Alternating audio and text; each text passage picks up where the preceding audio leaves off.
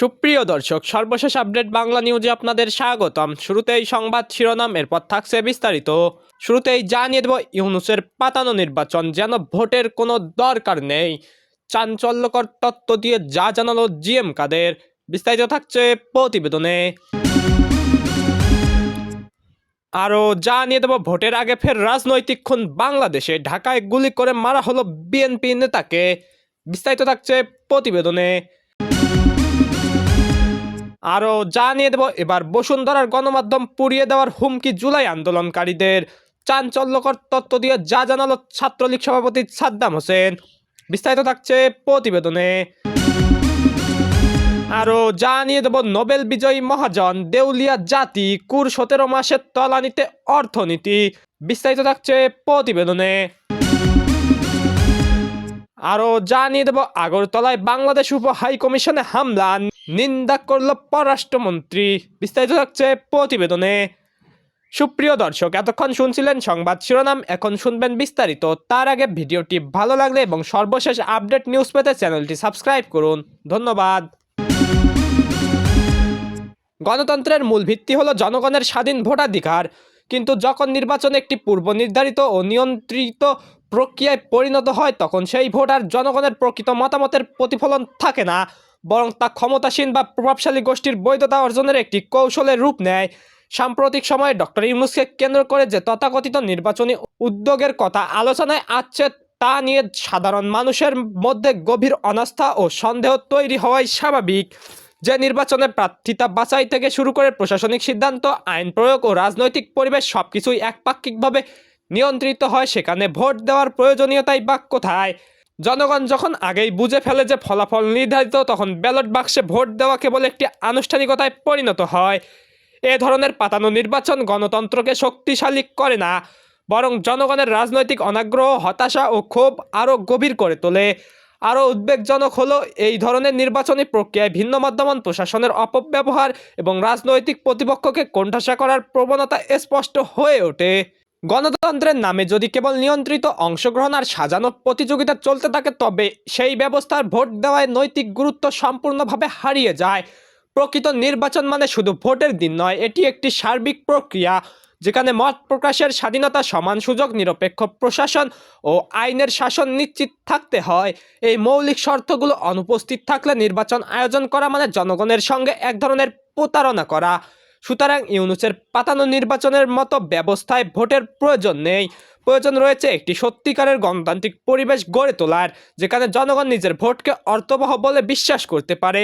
আর যদি সেই পরিবেশ বারবার বাধাগ্রস্ত করা হয়, তবে ইতিহাস সাক্ষী পাতানো নির্বাচন শেষ পর্যন্ত প্রতিহত করবে পাড়া মহল্লার সচেতন মানুষই। ভোট তখনই মূল্যবান যখন তা জনগণের ক্ষমতা প্রয়োগের প্রকৃত হাতিয়ার হয়, কোনো সাজানো নাটকের অংশ নয়। এদিকে নির্বাচনের আগে রাজনৈতিক হিংসার সর্বশেষ ঘটনায় মঙ্গলবার রাতে বাংলাদেশের রাজধানী ঢাকায় অজ্ঞাত আততায়ীদের গুলিতে নিহত হয়েছেন বিএনপির শাখা সংগঠন স্বেচ্ছাসেবক দলের প্রাক্তন নেতা আজিজুর রহমান মুসাব্বির। পুলিশ ও দলীয় সূত্র জানিয়েছে, নির্বাচনের আগে রাজনৈতিক হিংসায় এটাই সর্বশেষ ঘটনা। বাংলাদেশে ক্রমবর্ধমান হিংসার মধ্যে এই হত্যাকাণ্ড ঘটল। দেশটিতে 12 ফেব্রুয়ারি ভোটের আগে আদর্শ আচরণবিধি বলবৎ থাকার কথা, মাত্র কয়েকদিন আগে একটি পৃথক ঘটনায় যুবদলের একজন নেতাকে গুলি করা হয়েছিল। এর আগে 12 ডিসেম্বর ভারত বিরোধী নেতা ওসমান হাদিকেও গুলি করে হত্যা করা হয়েছিল। বাংলাদেশ জাতীয়তাবাদী দলের স্বেচ্ছাসেবক শাখা ঢাকা মহানগর উত্তর স্বেচ্ছাসেবক দলের সাধারণ সম্পাদক হিসেবে দায়িত্ব পালন করা মুসাব্বিরকে স্থানীয় সময় রাত 8:30 ঢাকার কাউরান বাজার এলাকায় লক্ষ্যবস্তু করা হয়। পুলিশ জানিয়েছে যে ঢাকার কেন্দ্রস্থলে অবস্থিত জনবহুল বাণিজ্যিক এলাকা বসুন্ধরা সিটি শপিং কমপ্লেক্সের কাছে সুপারস্টার হোটেলের নিকটে এই হামলাটি ঘটে। ঢাকা মেট্রোপলিটন পুলিশের তেজগাঁও বিভাগের অতিরিক্ত উপকমিশনার ফজলুর করিম স্থানীয় সংবাদ মাধ্যমকে নিশ্চিত করেছেন যে কাউরান বাজারের স্টার কাবাবের পাশে একটি গলিতে দুজনকে গুলি করা হয়েছে। করিম বলেন, পরে পান্থপথ এলাকায় একটি বেসরকারি হাসপাতালে মুসাব্বির মারা যান। তিনি আরও জানান, মুসাব্বিরের পেটে গুলি লেগেছিল। স্থানীয় সংবাদ মাধ্যমের খবরে বলা হয়েছে, আহতদের প্রথমে বিআরবি হাসপাতালে নিয়ে যাওয়া হয় এবং পরে তাদের একজনকে আরও চিকিৎসার জন্য ঢাকা মেডিকেল কলেজ হাসপাতালে স্থানান্তর করা হয়। তদন্তকারীরা জানিয়েছে, হামলাকারীরা এলাকা ছেড়ে পালিয়ে যাওয়ার আগে বেশ কয়েক রাউন্ড গুলি চালিয়েছে। নিরাপত্তা আধিকারিকরা হামলাকারীদের শনাক্ত ও খুঁজে বের করার জন্য তল্লাশি অভিযান শুরু করেছেন। বুধবার সকাল পর্যন্ত কাউকে গ্রেপ্তার করা হয়নি। এদিকে প্রথম আলো ও ডেইলি স্টারের পর এবার বসুন্ধরার গণমাধ্যম পুড়িয়ে দেওয়ার হুমকি দিল জুলাই আন্দোলনকারীরা। বুধবার এক সংবাদ সম্মেলনে এক হুমকি দেয় কথিত শিশু জুলাই আন্দোলনকারী তাহারিমা জান্নাত সুরভি। এর আগে একটি চাঁদাবাজির মামলায় সোমবার দুপুরে গাজীপুরে সিনিয়র ম্যাজিস্ট্রেট আদালত 2-এর বিচারক শুনানি শেষে তার 2 দিনের রিমান্ড মঞ্জুর করে। ওই দিনই জুলাইয়ের আন্দোলনকারীরা জেল থেকে বের করে আনেন তাকে। সুরভিকে অপ্রাপ্তবয়স্ক দাবি করে এই রিমান্ড ও গ্রেপ্তারের প্রতিবাদ আদালত প্রাঙ্গণে বিক্ষোভ করেন জুলাই যোদ্ধারা। জেল থেকে বের হওয়ার পর সংবাদ সম্মেলনে তিনি বসুন্ধরা মিডিয়া প্রথম আলোর মতো পুড়িয়ে দেওয়ার হুমকি দেন। বাংলাদেশে 2025 সাল সাংবাদিকদের জন্য ছিল এক অভাবনীয় ঝুঁকিপূর্ণ সময়। ডক্টর ইউনূসের নেতৃত্বাধীন অন্তর্বর্তী সরকারের অধীনে সংবাদ মাধ্যমের স্বাধীনতা যে দ্রুত অবনতির দিকে এগোচ্ছে সেই বাস্তব চিত্রই এই বছরে স্পষ্ট হয়ে উঠেছে। সম্প্রচার মাধ্যমগুলোর উপর চাপ আরও প্রকট হয়ে ওঠে যখন জুলাই রেভলিউশনারি অ্যালায়েন্স নামের একটি গোষ্ঠীর পক্ষ থেকে 3টি টেলিভিশন চ্যানেলের কার্যালয় ঘেরাও করার হুমকি দেওয়ার পর অন্তত 3 জন ব্রডকাস্ট সাংবাদিক চাকরি হারান।